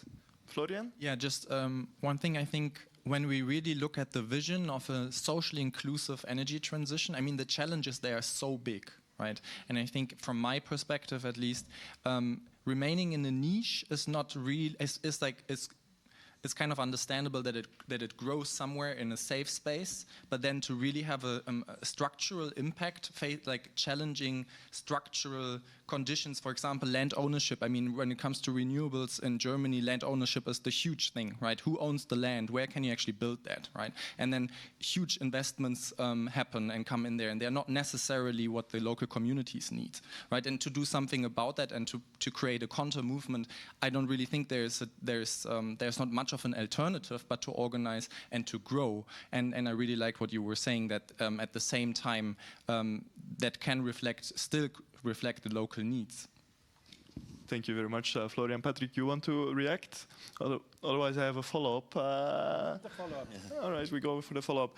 So indeed, we mentioned the two do not exclude each other, so we can have larger sister, bigger brother energy communities, however you like. I was wondering, do you have any particular views on what role such bigger communities would take up then? Because we have the Osana example, and there I saw technical assistance is one of them. Could there be other roles for them in vision to facilitate the integration of energy communities into the market, a route to market through umbrella energy communities, or a route to more expensive, resource-intensive technology? Can that be envisioned? Any reactions in this regard? Go on.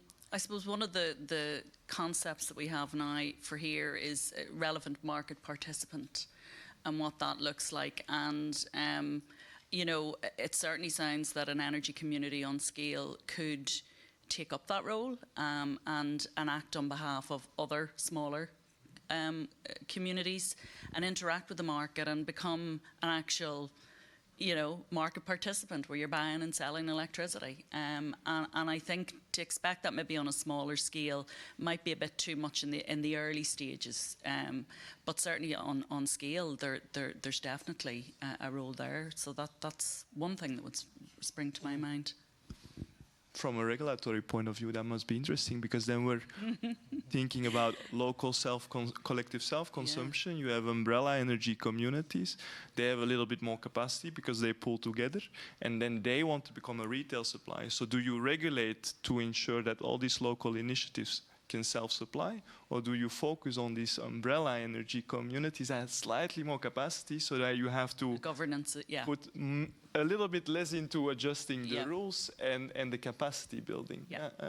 Martin, you want to react? Yeah, so I think, so there's a couple of things here. One is, like, if you started out with a vision, we'll say, as an energy community, and you think, well, actually, really the path to the end goal is by going this particular direction, and if you're going that direction and it's working well, and then you end up, like, you know, as a bigger organization, then obviously with skills and experience, and maybe now an experienced team or whatever, I think apart from anything else, you probably have like an ethical responsibility to help those who need to be helped, who are just starting out.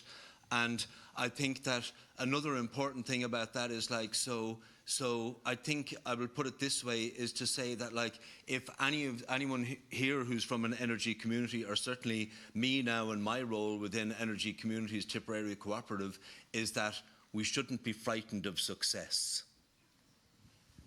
Well taken. All right, any other reactions?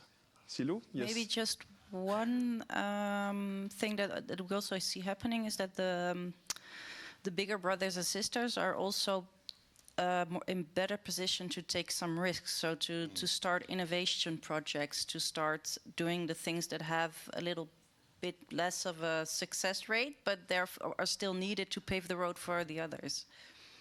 Very good. I think Energie Samen is also an interesting example, and Energie Commune as well. So let's go to the Q&A. I'm missing the concerned citizen now. I would like to. There's a concerned energy citizen, and we need to turn him in or her into an energy citizen, by all means. I think the question went along the lines of what is the best measure or means to ensure corporate capture of energy communities is prevented, and I think this also goes to the. The last word was important. All right. Now I know who was the concerned energy citizen, no? Okay. All right. Well, you're certainly among the pool then. All right. So any reactions in this regard? I mean, I think Germany has created a good example of cases like that, right, where the regulator tried to increase, like, to provide incentives for energy communities to participate in public tenders, and it was a bit difficult apparently to create a definition of an energy community that is really like what they were anticipating, like a locally anchored citizen energy community. And at that time, as a result, more or less corporate energy communities were created, and they won the tenders. So that was not the intention, right? And now I think they created they have a new approach that is already, I think, in force right now, where they there are new regulations when it comes to local citizens must be the majority owners and members of the energy community, for example. But when I look at that, for example, I miss the social aspect again, right? Because then it can be a very homogeneous group of people, and it's not the social role of energy communities is not really reflected in that aspect. We will see, time will tell, whether the corporate takeover is prevented, but the social aspect is not there yet. So, well, it's kind of like a halfway solution, in my opinion. Okay, very clear. I hope some of the concern is alleviated, at least for the German context. Any other reactions coming from the panel? Maybe just a bit of a cliche, but I think the 7 cooperative principles give a good guidance to weeding out the properties that we don't want. So, you know, especially so open to anyone is an important part. Sharing knowledge, cooperating instead of being competitive. These are, in practice, you see that the commercial actors that we don't want, because some, of course, you do want to cooperate with, but the ones that are there for their own benefits, you weed out by actually asking them if they want to share the benefits, if they want to share their knowledge, if they want to actually cooperate, if they want to be open to local ownership. That kind of questions make those people go away. Okay, very clear. Patrick, you want to react? I'll try. Yeah, I'm not sure about what is the best way to prevent corporate capture. I think the regulation that we have and the regulation, for example, we have in Austria is quite good in this regard and leading in a direction that at least participation of big energy companies is not allowed in energy communities. And when I look back or look at what we have now after 2.5 years, I would say at the moment, energy communities are prevented from corporate capture in Austria. We will see how it's developing in the next years, but I think at the moment that's... Okay, that's very clear. I think cooperation mechanisms can be put in place, and of course we are coexisting, and I think also your metaphor of integrating into a wider ecosystem, but also gradually taking up more professional activities may require cooperation with more traditional actors, but this should not come at a cost of forsaking the community control. And there is some work and some ground to be covered here if we want to realize some of our visions that we have seen. And I think energy democracy and energy citizenship are certainly one of them, but also having ownership over production installation rather than being at the receiving end and perpetually paying for our electricity as a commodity. I'm looking at the time and I'm looking at the questions, and we're on track. No? Well, we are then, because this is good. There was one more interesting question, but I suggest I stick to the time. I thank all of the panelists. I thank the audience for their interesting questions as well.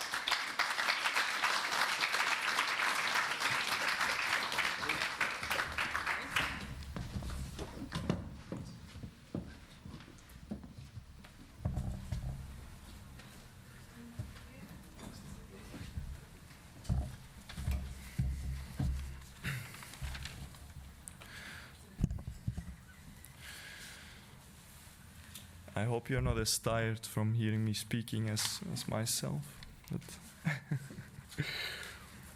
So it's up to me to give you a little bit of a wrap-up of what we have discussed here today. And I'll be honest, it's not going to be easy because a lot was shared with us, but I will certainly try. And forgive me if I miss a particular point. By no means this is an exhaustive conclusion. But first, before we jump into the wrap-up from my side, may I ask that the poll is launched so that we can take stock one last time on how do we feel about energy communities? What do they mean for us in the future? Are they our savior, or are they just an initiative at the margin? Let's see. Already, that's a good indication. I think on a scale from 1 to 5, 4 was the... Oh. Seems to be slightly more optimism. That means we arguably, or the consortia arguably did its job, and the moderators and the panelists as well.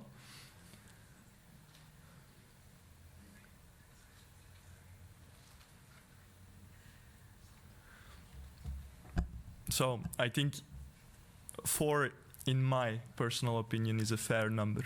I think whoever claims to save the planet should check his or her ego. There's no silver bullet solution, unfortunately, but I think it's quite clear from reading these replies that energy communities certainly have their role to play in order for us to transition to a decarbonized energy system, meet our climate targets, and of course safeguard future generation from resource scarcity and very impactful weather phenomenon. So with that, I think we can close this poll, and I'll try to wrap up. I think it's fair to say that we have a long road ahead of us. But if anything was shown today is that where citizens and communities come together and bundle their strength, really anything is possible. We saw a lot of inspirational examples. We saw how to effectively engage stakeholders in energy communities. We saw an entire ecosystem of actor configuration. Enterprises can be involved, even industry, local authorities. Really key takeaway here are so important to drive energy communities forward. Go to the mayor first and then talk with the citizens. That was one of the key takeaways that I got from the stakeholder engagement session. We also looked at business models and legal forms. We saw that the cooperative form is very suitable for an energy community, but we also see contemplation and experimentation with alternatives, even more commercial business models as well, that focus on supply or selling electricity, but we also see very much a focus on self-sufficiency. Energy communities is about self-supply, arguably, of electricity and becoming autonomous and independent. At least that's what today's sessions suggested to me. And this poses, of course, a particular challenge, I think, when integrating energy communities into the wider system, because we're talking about grid capacity constraints. And when we're talking about grid capacity constraints, we are inherently talking about flexibility. We need to be more responsive to price signals. We need to shift our consumption to avoid peaks in order to make optimal use of the capacity that we have available today. And that requires an interaction with the wider system. That requires moving beyond looking at self-sufficiency alone. And I think that's an important thought to take with us as we move to this future of energy communities, that we keep in mind that we focus on ourselves first, maybe, but we always keep in mind the larger context and system that we're embedded in, and we try to integrate and we try to cooperate in a spirit that energy communities have shown to do so well so far. And a big part of that is trust. Communities trust each other, but communities should also be able to trust other market actors and market facilitators. And I believe coming together and meeting this common challenge of global warming and meeting our targets of 42.5% by 2030 will enable us to rethink how we relate to each other, to rethink how competition functions within the energy market, and to refocus through common solidarity on cooperation. And in this regard, I want to tell a little story of the cichlids. I hope I pronounced that well. It's a particular breed of fishes. And what is interesting is that cichlids are a territorial fish. They tend to live alone, and they tend to be very territorial. So if another cichlid would come in its neighborhood, it would attack. However, interestingly, very interesting, if you take two cichlids that each have their territory and you put them in a new aquarium, guess what happens? They cooperate. They cooperate until the moment where they are comfortable, and then they become territorial again. And I think we are in a situation where we are all exploring new territory, and where we all need to come together and cooperate to ensure that we explore and navigate this new environment together, so that we can feel comfortable again, that we know that we're going to be safe, that our planet is going to be well, and that our future generations will have a secure future as well. Small anecdote, I went off script there.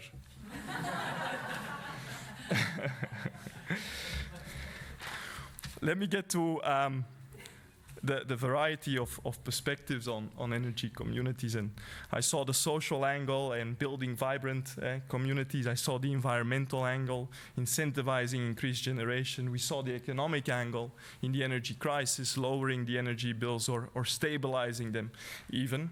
And we saw different visions as well for these energy communities.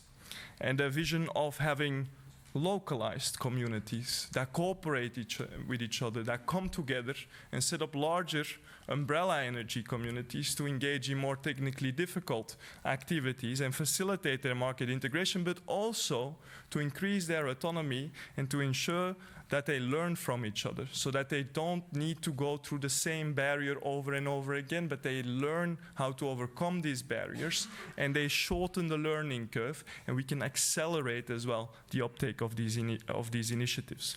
I think inclusiveness is key. We need inclusive energy communities, and it's okay, it's all right. I heard someone say that as well quite recently. It's okay to learn.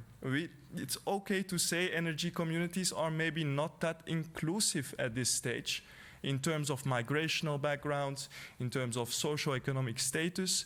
Awareness is the first step to action, and we can improve.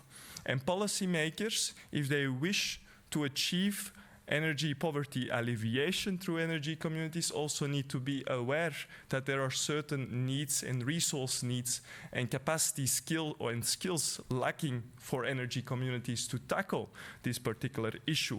And accordingly, they should be incentivized to cooperate with relevant NGOs at the local level, but also incentivized or enabled through monetary incentives to also have the capacity, the financial capacity, to ensure that these schemes like micro-donations, for example, of upfronting the investment cost of being part of an energy community can be covered.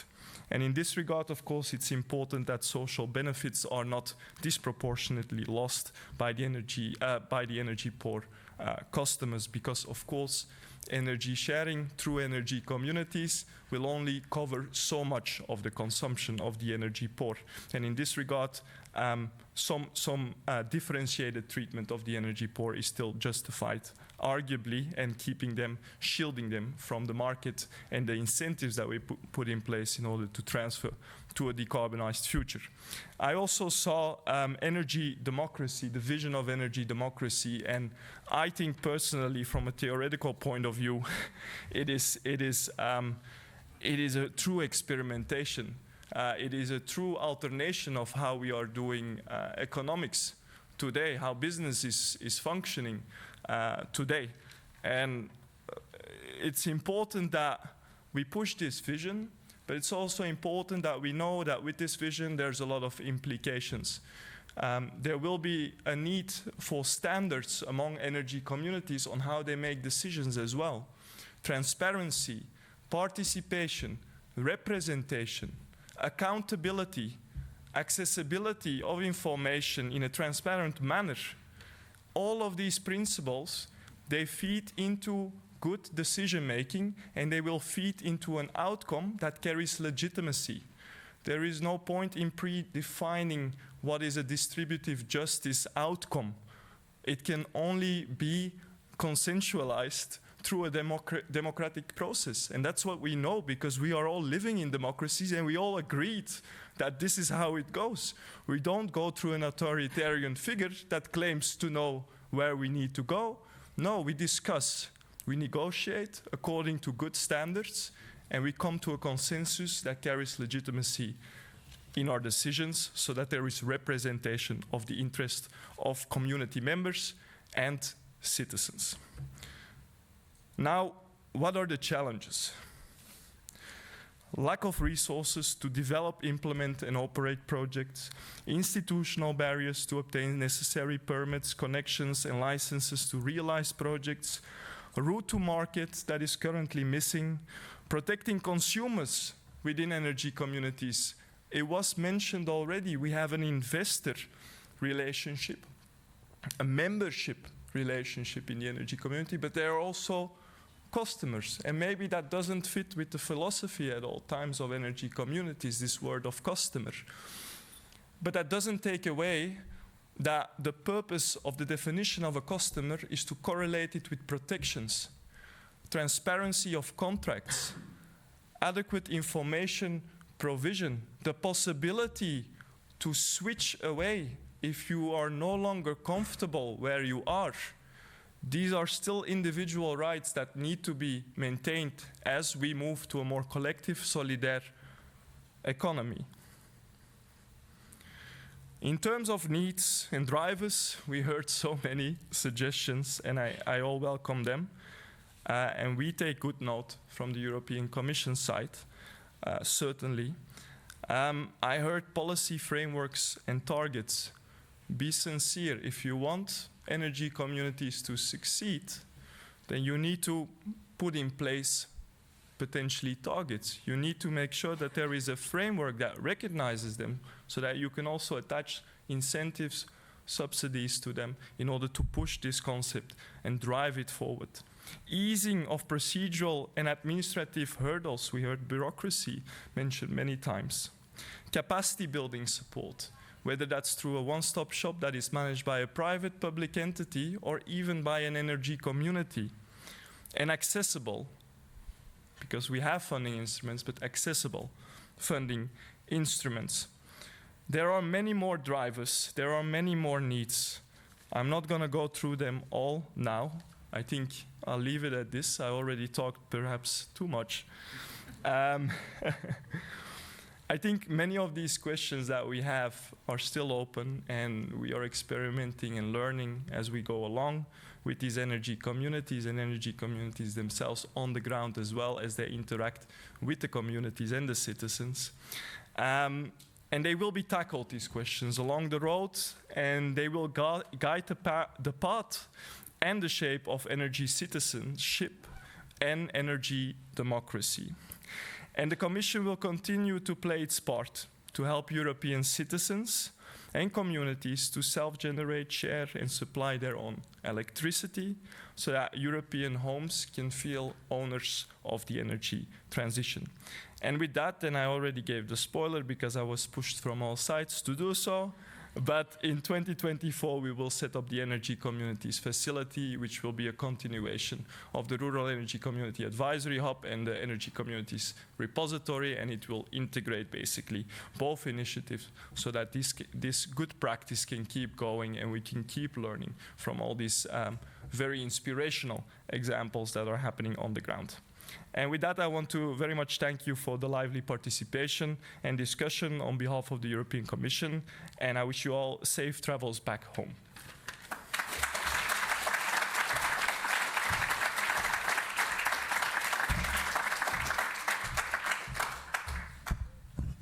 Thanks a lot for a pretty comprehensive wrap-up, Achille.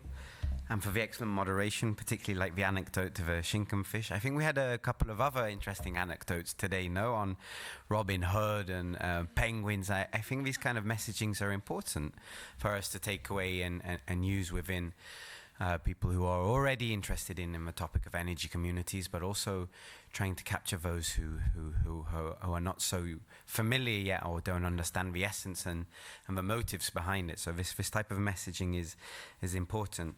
I won't do another substantive wrap-up of a day, but rather thank you all for such a meaningful participation, proactive engagement, and I certainly thought I knew much more than I do. I learned a lot from the discussions today, and I think in general we've of course made some important achievements over the last years, but there is still a long way to go on this topic. A lot of opportunities, but indeed a lot of barriers to better understand and then overcome. I'd like to do a round of thank yous. Perhaps back to Achille again, not only for his moderation and his closing speech, but also, as I mentioned at the start of the day today, through his really attentive, genuine, and thoughtful coordination of these two initiatives. We wouldn't be where we are without him, so thank you again. I'd like to thank the whole team of the Energy Community Repository, led of course by Miriam, for their excellent work, not only for the organization of today, but of course the close collaboration with the Rural Energy Community Advisory Hub throughout the last two years. of course, on the Rural Energy Community Advisory Hub. Thanks to the whole team there, and particularly Eugenia for her excellent coordination and an organisation for today. Thank you to the Commission for the Regulation of Utilities for hosting us yesterday and today. We were all quite blown away by the impressive venue, and yeah, a real privilege to have been hosted in such a place today.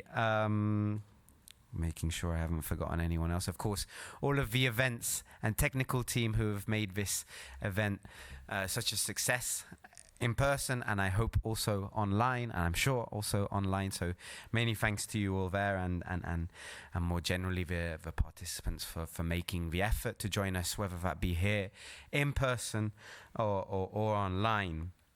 Now, that's where I'm coming to. There's still a couple of points. Give me a couple more seconds.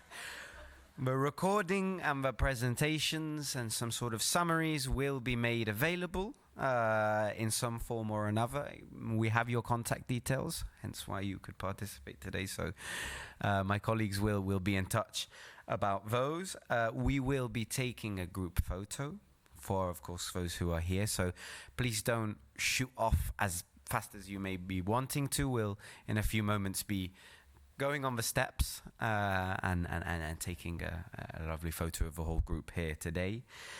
And after the photo, well, unfortunately there's no free bar with unlimited Guinness, but we are going to the pub, the Horse Show House, just opposite the road, and we'd love to have a pint or cup of tea or a beverage with you all, and take further some of the discussions and further reinforce these connections and networks that we've built today. And with that, I'd like to wrap up and thank you all again for this really wonderful event.